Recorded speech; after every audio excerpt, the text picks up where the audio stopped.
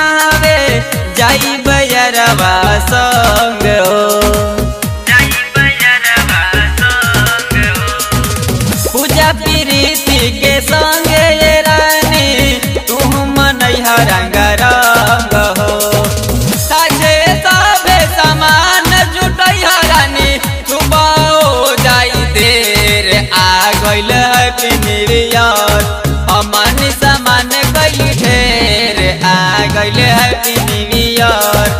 करला दिमाग में केर आ गइल हैप्पी न्यू ईयर।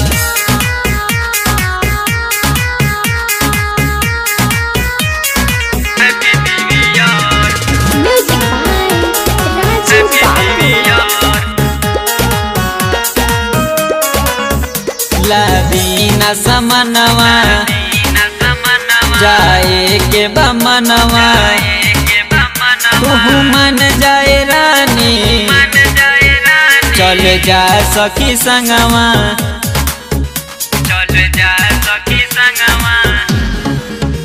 लदीना समनवा जाए के बमनवा तू मन जाए रानी चल जा सखी संगवा। आई मजा खूबे पिकनिक में रानी केहू से ना होई बैर आ गइल हैप्पी न्यू ईयर। हमन सामान कई ढेर आ गइल हैप्पी न्यू ईयर। करल दिमाग में हो केर आ गइल हैप्पी न्यू ईयर।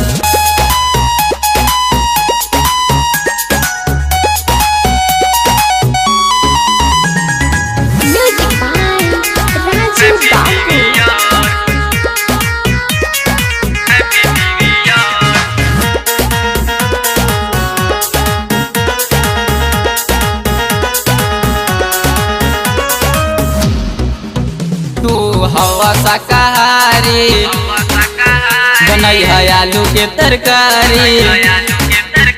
हमने ले आईनी मुर्गा साथ चली दारू बियरे।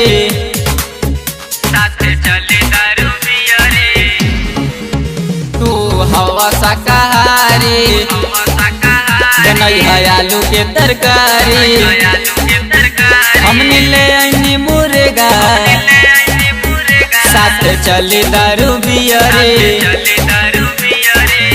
रंजित सरवन नथिए रानी गीतिया गए फुलेंदर आ गइल हैप्पी न्यू ईयर।